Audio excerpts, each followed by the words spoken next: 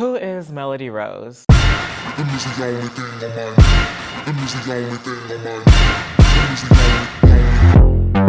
rhythm. Can you feel it?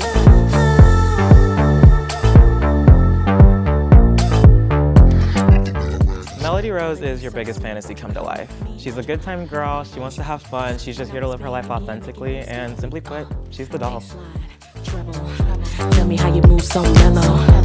Playing with my levels. Baby, turn me up, I be your rebel. Melody is inspired by a lot of things. She's inspired by everything I come in contact with on a day-to-day basis. Anything that I find beautiful, I just look at it and I'm like, wow, how can I incorporate that into my drag and like translate it through me? And I'm really inspired by Bratz dolls for fashion specifically. I just love the aesthetic, it's really my thing. If it doesn't look like a Bratz doll is gonna wear it, I probably won't put it on my body. Performance-wise, I would say I'm really inspired by Doja Cat. She's just so sensual and captivating on stage, and I try to emulate that in my performances, and she really is just my icon. I've been performing for about 6 months now. I did a talent show back in March, and that's what started everything. And then after the talent show, people liked what I did, so they quickly gave me some bookings, and it's just been uphill from there.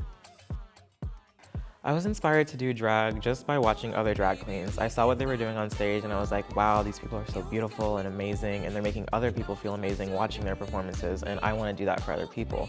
And so I started watching the show and I started dabbling in makeup in high school, around my junior year of high school. And I started performing recently, and it's just been a wild ride ever since. I love being a part of the Greensboro drag scene. Everybody here is just so friendly and uplifting, and everybody truly wants to see you succeed. And everybody's gonna pull you behind stage and be like, girl, you're sickening boots, but this is what you need to work on. You need to fix this lace, you need to fix these nails, all of that. They're really just beautiful souls, and I'm so happy I got to meet all of them.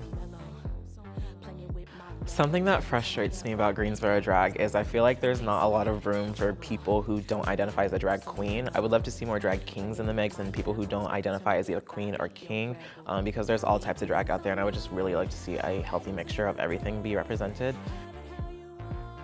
It frustrates me that certain queens feel like you have to do drag one specific way in order to be a good drag queen. I just feel like there's a lot of old school stuff that people try to stick to that I don't necessarily want to do myself. And one of the reasons I wanted to do drag was because there's no rules in it and I can do whatever I want. And I just feel like if I'm being pushed into a certain box, then this isn't really drag anymore. You're just telling me to do dress up. My biggest obstacle in pursuing drag has definitely been imposter syndrome. This probably comes because I've admired so many of these queens for so long before working alongside of them, and the fact that I am working with some of the biggest names in North Carolina is just so mind-blowing to me. Like, Giselle Cassidy Carter is my drag mother. Are you kidding me? It's just so crazy that they think I'm so talented, and it's all happened so quickly. But there are times where I'm around them and I'm like, I don't know if I belong here. I don't know if they really like me. I don't know if I'm doing all the things I should be doing. You just have to remind yourself that you are that bitch, period. Something I say all the time, just anytime I'm feeling the fantasy, I just go, I'm feeling very Jessica Rabbit right now. Even though I look nothing like Jessica Rabbit, I'm gonna say it. I'm feeling very Jessica Rabbit right now. The greatest lesson that I've learned since I started doing drag is that you can do anything you want to do as long as you see it for yourself. If you have a crazy idea for a number, you can just go out there and do it. If you have a crazy idea for a costume, you can just go out there and make it. I, for so long, limited myself in what I thought I was allowed to do and who I was allowed to be. And ever since doing drag, I realized that the world really is my oyster and I can do anything that I want. And this goes for everybody out there too. You can do anything you want in life as long as you see it for yourself and you believe in it.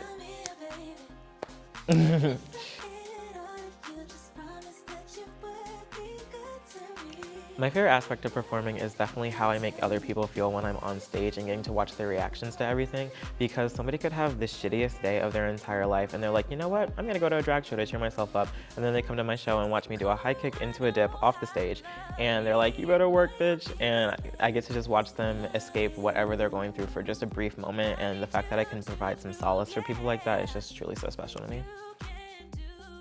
If I'm not serving cunt, I don't need to be there. If I'm not serving cunt, somebody slap me in the face. Come on, come on, come on. Where is Melody gonna be in 5 years? Melody loves fashion. I want to walk runways. I want to walk from major fashion houses. I want to storm every single runway I can find. She's going to perform across all 50 states, Canada, Mexico. She hasn't made it quite out east yet. That's going to come in 6 years. And also, I'm going to own a pink poodle because why not?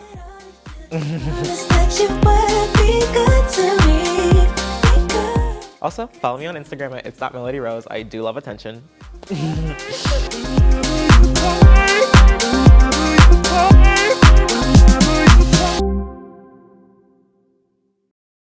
Was that cute? Very. Okay, yeah. word. Okay, cut.